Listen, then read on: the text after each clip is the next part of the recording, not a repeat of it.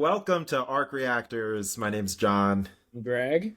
and we're here to talk about episode 3 of season 35 of The Amazing Race. Let's get right into it. We are leaving Thailand. We rip our clue and find out that we're going to Vietnam, which I had been to the previous year.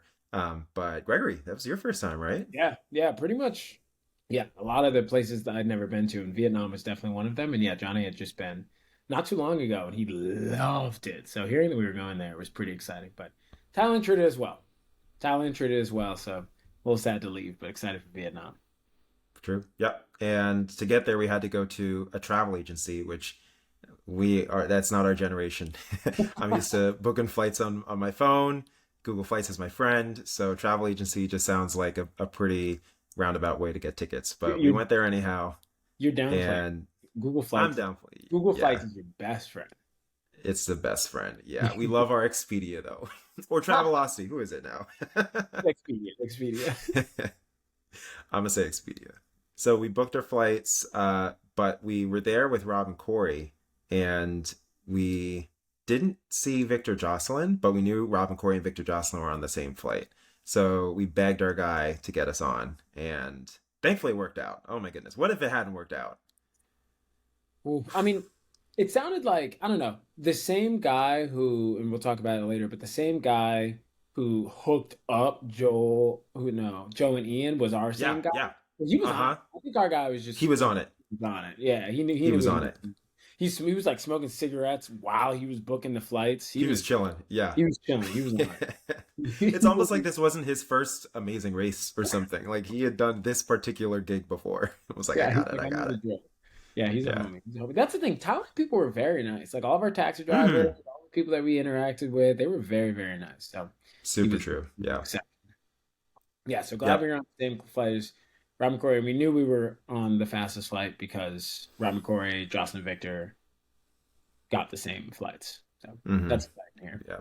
We went to the airport not before you wanted to stop and get like mooncakes or some sort of soft bread or something. It was really good though. And we had that for a minute into the Yeah, race. it was delicious Yeah. because that's my favorite thing about traveling is the food. And on the race, you don't really get to try a whole bunch of food. Like sometimes in the hotel, you get to try food here and there, but most of the time you're just kind of at the whim of what they want you to do. So anytime you get a Hmm. chance to have a moon cake, gotta take it up.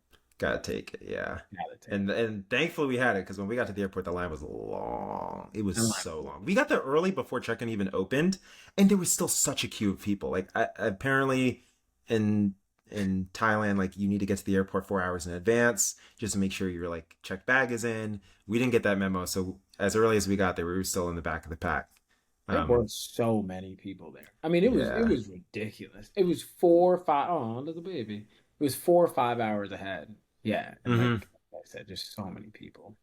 yeah, but it gave enough time for us to do all of our like drama with Joel and Garrett and Joe and Ian getting there, having an earlier flight than the rest of the crew, and that just the whole thing spinning up. Then the rest of the teams on the Yeah, 7 p.m. flight are like trying to hop around, see if they can do standby, like yeah, what can they do to yeah. get ahead, and that's just a stressful position to be in. Thankfully, we were still like, whew, all right, that 145, we're chilling like villains right now.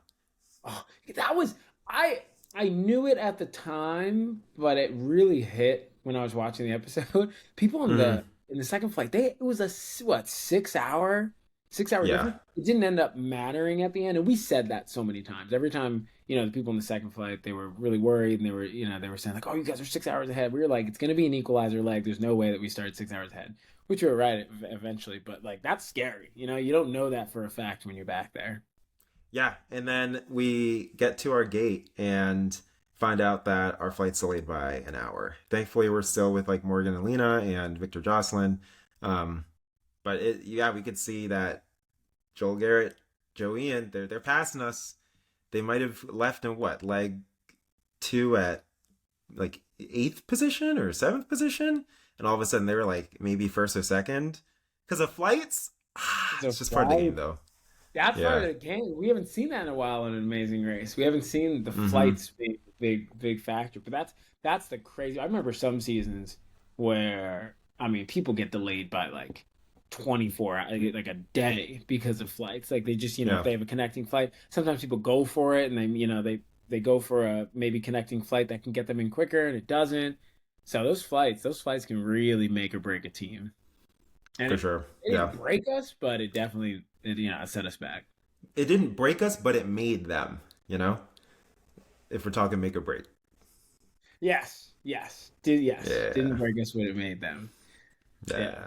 but it was an But great equalizer. for them. Yeah, it was equal. Yeah. And so we uh, land and take a little bit of a taxi ride to the bus station where we're going to take that sleeper bus down to Kanto. But we were all four teams on our flight, like pretty much neck and neck the whole time. And we're like, our taxis are going like this the whole time. We're like, gotta beat them, gotta beat them. And we get to the ticket counter, and we're like shoving each other, trying to buy the tickets. And we all end up on the same like bus time. So then we get to Kento. We end up pulling our time. It's whatever. We're like middle of the pack. We kind of assume that. But then the next morning, we see freaking Steve and Anna Lee up with the big dogs in the 545, and I don't know what happened. But we got that gap filled on the show, and Anna Lee was just scrappy. She got that 545. Yeah, yeah, that 5:45 and 15 minutes in the grand scheme of things doesn't, 15 minutes. Come on, that's like what half an episode of Friends. But when you're in the race, 15 minutes, come on, that could Yeah. make it break it. We also just didn't even know what the challenge was at the time, Mm-hmm. so it could have been a 15-minute challenge. They could have gone out 15 minutes before us, but it was a Mm-hmm. crazy, it was a wild goose chase of a challenge. So the 15 minutes, kind of made people go up and down. So then we got some sleep that night, not too much sleep. Oh, that was a big advantage of being the first teams there as well.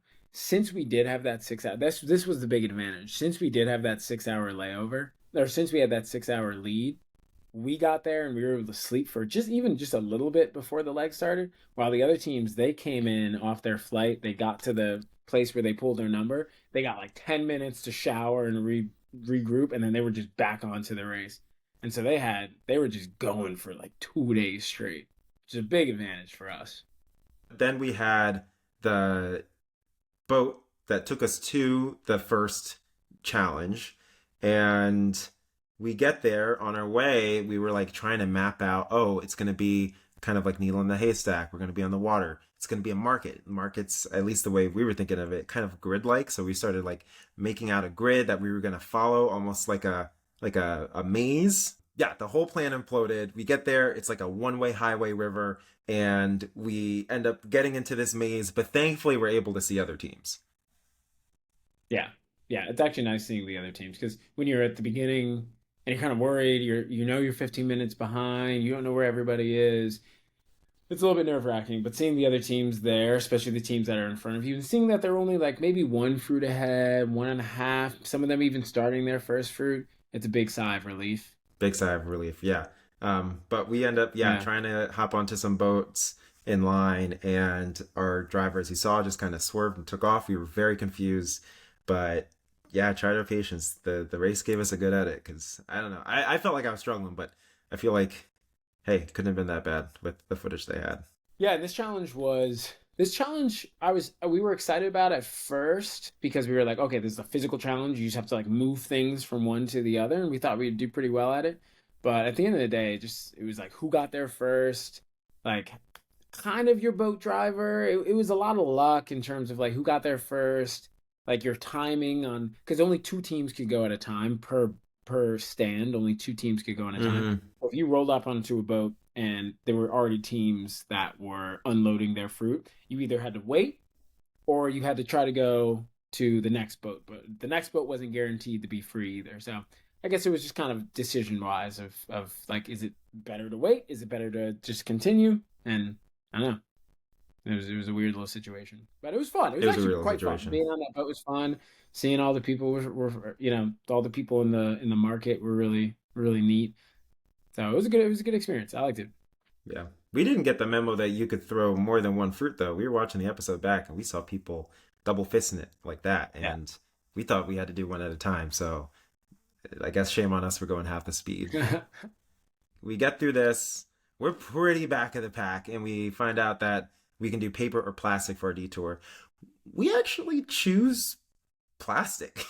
We chose plastic and then ended up on the site, which I guess they were walkable to each other. but ran into paper and thought, well, we're here. We're not going to try to find plastic. People are here. Let's just get the paper. Yeah, and it's funny because our sister Ashley, she asked us, she was like, "Why'd you guys just decide to do paper?" And we were like, "Oh, we actually decided to do the vinyl one." And she was like, "Oh, why'd you decide to do that?" And my reasoning was because you own records. And she was like, What does that have to do with what the challenge?" Like that wouldn't have helped us at all. I mean, Absolutely. from what I saw, the challenge looked pretty difficult. I don't know which one was more difficult. I honestly don't. Hmm. Like it was just a matter of what you're used to and how, like what you can pick up. But I don't know which one Yeah. was like an easier challenge. I don't know if there was an easier challenge between the two. It's almost like you were doing the market challenge and you say, "Oh, I love dragon fruit." But you have to like throw dragon fruit to a boat. Like those don't compute all that much. Yeah. But sometimes you got to just go with your heart. Like latch onto something. Yeah, yeah. Yeah, And yeah. paper, where you gonna latch onto? True. Yeah, you see vinyl. Mm-hmm. Yeah, so I don't know exactly which one was more difficult, or even if there was one that was more difficult, because it seemed like it was just a matter of which one you could pick up quicker. Like there wasn't it wasn't like the spade or sword play where it was like, okay, the spade was obviously the choice. This Mm-hmm. one, it's kind of 50-50. Yeah. Yeah. Especially even with the descriptions, was still a little tough to decide which one. But we chose paper, and we get there. We just edge out the Philly Johns for a spot and get to work. But we don't really look at the demonstration all that much. We kind of are in the same mindset of Joel and think, oh, crepes. Gregory cooks. Crepes. Yeah, it's the same thing, right? And no, it was not the same thing. It was not the same thing. No, it was Well, not. actually, it kind of was the same thing. I don't know. It was very similar to crepe. Just the technique was pretty difficult. We did just have me do it, just to have like, because it's kind of tough to have one person try it, learn it, and then have the other person try it, learn it. So Hmm. we just kind of had me do it, and then Johnny like was the supervisor, and he's the one that like took off the top part. He timed. We tried to like time how long the rice paper needed to be on the plate for or on the hot plate for. Hmm. And Johnny, you were on it with the stopwatch. You were like, it's been 25 seconds. You're on it. Thank you. That was a hard challenge. We had a nice little system though. Yeah, we were able to just use a little bit of verbal reminders of going in the middle and then going around. And we go middle, round, middle, round. And that was just our little rhythm to keep us on time, keep us on pattern, keep us entertained. Didn't make the show, but stuck in our hearts, that's for sure. Yeah, middle around. Yeah, because you had to. If yeah, I'm not gonna get into the mechanics of it, but if you had to Look do it up on YouTube. I'm sure there are YouTube videos walking you through the technique. Yeah. so many. Yeah, that Yeah. was a good challenge. Yeah, but people killed that challenge. Robin Corey Mm-hmm. got on the first time. The Philly Johns, they came in, they started after us and left before us. They Yeah. murdered that challenge. Um, but yeah, I mean, shout out to V and J. But yeah, I think as long as we knew Victor and Jocelyn were still there, we weren't too nervous. Like we luckily weren't the last people out. Uh, Mm-hmm. I think that's always what you try to avoid. But we didn't. I don't know. Wasn't our best challenge. We'll say that Yeah. wasn't our best Wasn't challenge. our best leg. Wasn't our best leg. We get out of there, hit the mat, eighth by a hair. Eighth by a hair. And when you're eighth by a hair and you hit the mat, you just think of rest. You're like, okay, that was a tough day. Let's recenter. Let's get back at this in like 12 hours, however much time they give us. But Phil pulls out that envelope. And I think we were a little excited at the time. I think at the moment you're like, oh, it's a keep racing. But then like literally 5 seconds later you realize, oh, it's a keep racing. And you just have to kind of eat that the day's not over. Yeah, yeah, that's true. That's true. Yeah, I don't know. Yeah, you're right. It is kind of a bittersweet moment because at least for us, it was a little bit sweet because we got eighth place, which was the worst we've done so far. And hearing it keep racing, it almost felt like, okay, we can fix this. It almost felt like, okay, now we can do better. Like we didn't do Mm-hmm. a lot this time, but we can just keep going and just do better on this next leg. So stinks, but kind of great at the same time. But yeah, I mean, Yeah. you're tired. You're tired at the end of it, especially not getting a You're lot of tired. Yeah, yeah, exactly. On a travel day, for sure. right. All right, episode 4. Are you ready? I'm ready, baby. I'm Ah, actually not ready. I'm actually not ready. So I need the 2 days to get ready for sure. yeah. Well, thanks for watching. See you guys in episode 4. Stay smooth. Stay smooth. Thanks for watching. Catch you later. Catch you later.